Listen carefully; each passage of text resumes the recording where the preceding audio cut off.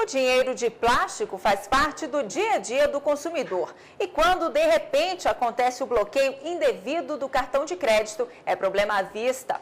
Confira. Já imaginou estar de férias a vários quilômetros de casa e, na hora de pagar as despesas, descobrir que o cartão de crédito foi bloqueado pelo banco sem aviso prévio? Aconteceu um negócio desse aí sem avisar, sem nada, né? É complicado, viu? Tem que anular tudo. Chega no banco e quando voltar e pedir a explicação do banco. Estou certo de que está tudo ok, sem problema nenhum. E de repente me deparo com um problema desse. Fica difícil de resolver, viu? A decepção é grande. Foi o que aconteceu com um brasiliense em viagem a São Luís, no Maranhão. Ele abasteceu o carro e, quando tentou pagar o serviço, foi avisado pelo frentista de que o cartão estava bloqueado. Ele ligou para a central de atendimento para reclamar. A instituição enviou um outro cartão, mas meses depois, quando tentava fazer outra compra, teve novamente o cartão bloqueado sem ser avisado. Segundo o presidente do IBEDEC, esse procedimento dos bancos está cada vez mais comum. Em média, 60 consumidores por mês procuram o Instituto em Brasília em busca de orientações para recorrerem à justiça. Tardan lembra que bloquear o cartão do cliente que não tem nenhuma inadimplência sem avisar é uma prática abusiva. Como todos os bancos não têm um produto seguro, ele transfere o consumidor à segurança do seu produto, por isso que ele cancela. Então ele traça um perfil de consumo no cartão desse usuário dele. Então, se você é acostumado a gastar R$1.000, a não fazer compras seguidas todos os dias, e você foge desse perfil numa viagem, ou seja, abastece, come num restaurante, abastece novamente, eles cancelam seu cartão ou bloqueiam. O cliente, ao ter uma compra negada por motivo de cartão bloqueado, deve anotar dia, hora, local e telefone do estabelecimento que está e buscar os direitos na justiça. O consumidor ele deve registrar uma ocorrência no PROCON e ele deve fazer uma ação de indenização por danos morais. Esse valor que será condenado a essa empresa vai depender do agravante que causou esse bloqueio. Bom, e o nosso convidado para discutir esse assunto é o advogado especialista em direito do consumidor, Cristiano Tavares. Boa tarde, doutor Cristiano. Boa tarde, Ana Amélia. Bom, como a gente viu agora na reportagem, no caso desse consumidor, o cartão dele foi bloqueado pela operadora por causa de uma compra fora do comum. Então, a princípio, o que parecia ser uma atitude positiva da operadora acabou prejudicando o cliente. Exatamente, é uma segurança que a operadora costuma fazer, mas ela quase sempre vai de encontro aos interesses do consumidor. Ou seja, se há uma fuga do perfil, essa fuga do perfil deve ser comunicada ao consumidor para saber se efetivamente ele está fugindo do seu perfil ou se é uma clonagem de cartão de crédito.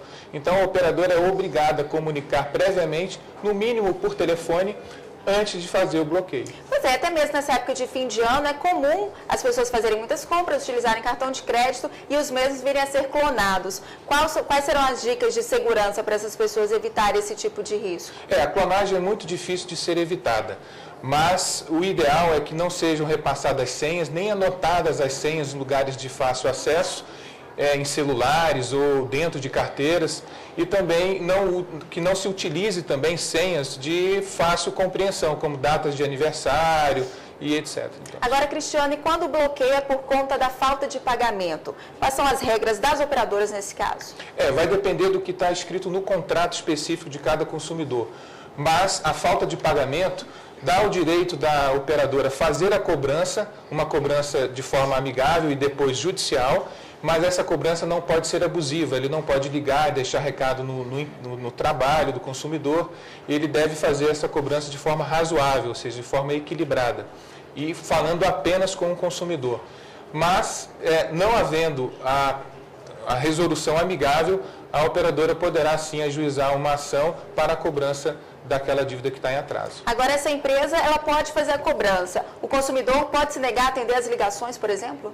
Não, o consumidor ele pode até se negar a atender as ligações, mas isso vai ser uma dificuldade a mais para ele mesmo para tentar resolver a situação. O que não pode acontecer são ligações reiteradas e constantes que acabam prejudicando a paz e a honra do consumidor. Seria abusiva já esse tipo de cobrança? Seriam cobranças abusivas. Ok.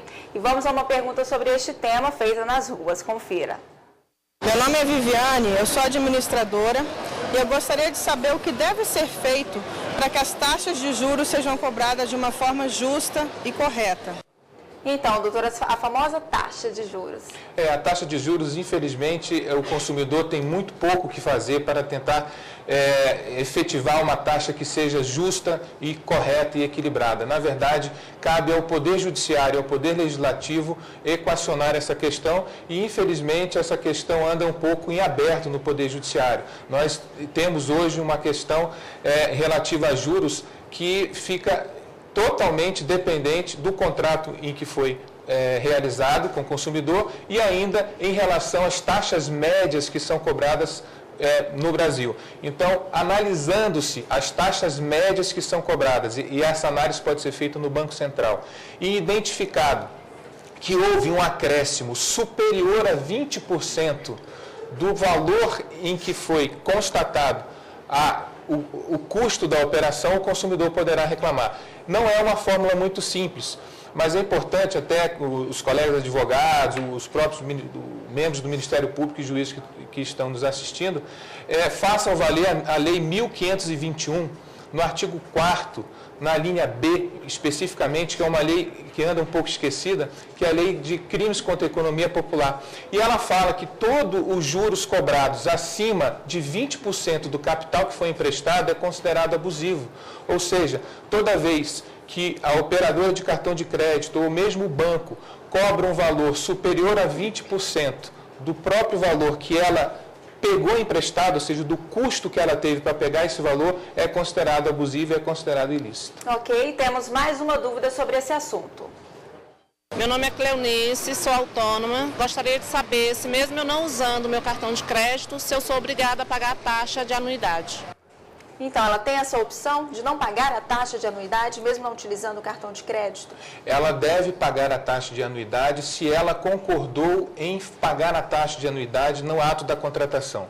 É importante lembrar que toda vez que o consumidor recebe o cartão de crédito sem pedir o cartão de crédito, ele recebe pelo correio, é considerado uma amostra grátis e ele não deverá pagar a anuidade e o cartão de crédito não tem direito de cobrar pela anuidade. Mas se ele concordou em pagar a anuidade e assinou o contrato, mesmo não utilizando, ele deverá pagar a anuidade. Agora, com relação às taxas de juros, voltando a esse assunto um pouquinho, o consumidor que paga uma conta depois do prazo, mesmo, mas por conta da fatura que não chegou a tempo, a operadora tem o direito de cobrar esses juros referente aos dias atrasados? Não. O risco do negócio é da operadora, é do fornecedor do serviço. Então, o banco e o cartão de crédito precisam encaminhar suas cobranças dentro daquele limite que foi contratado, dentro daquele prazo. Se, por acaso, houve um desvio da correspondência ou uma greve de correios que costuma acontecer, o consumidor está protegido e a operadora deve fornecer uma nova fatura sem cobrança de multas, sem cobrança de juros e sem cobrança de correção monetária. Ela tem a opção, por exemplo, de enviar essa fatura pelo e-mail? Tem, ela pode enviar por e-mail, pode entregar diretamente ao consumidor, pode ligar para o consumidor e pedir para que a sua fatura seja paga por telefone. O que não pode é jogar para o consumidor um risco que é próprio do empresário. Ok, e temos outra pergunta sobre o tema cartão de crédito, confira. Meu nome é William, eu sou revisor. Eu gostaria de saber o que eu devo fazer quando eu receber um cartão que eu não solicitei e que chegou para mim sem eu ter pedido. E então, doutor?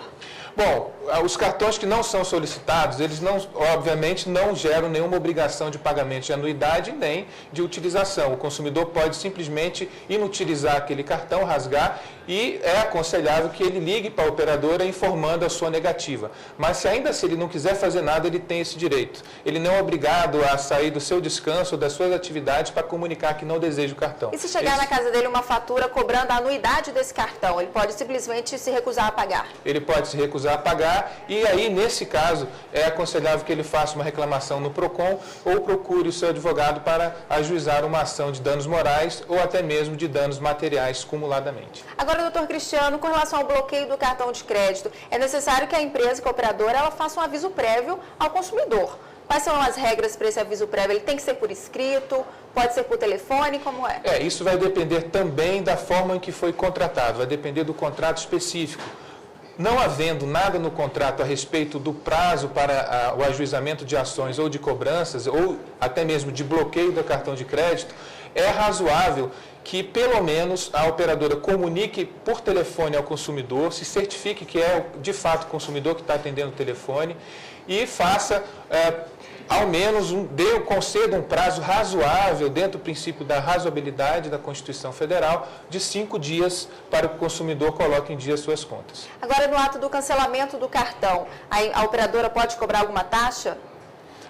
Bom, vai depender também do contrato, mas a jurisprudência já vem evoluindo que taxas de cancelamento de contrato não são devidas porque não geram nenhum serviço a mais e são da própria natureza de uma rescisão contratual. Então, nesse caso, a jurisprudência tem evoluído para considerar ilícita esse tipo de cobrança. Tá ok, doutor. Muito obrigada, Cristiano Fernandes, pela sua participação. Uma boa tarde. Boa tarde, Ana Maria. E a nossa dica de hoje é o 2º Seminário Internacional de Direito do Consumidor. Confira. No seminário promovido pelo Centro de Estudos de Direito Econômico e Social, especialistas brasileiros e estrangeiros vão debater, entre outros temas, o direito do consumidor na Europa e Estados Unidos sob a ótica da jurisprudência. O encontro vai ser nos dias 18 e 19 de novembro em São Paulo. Os interessados podem se inscrever pelo site sedes.org.br.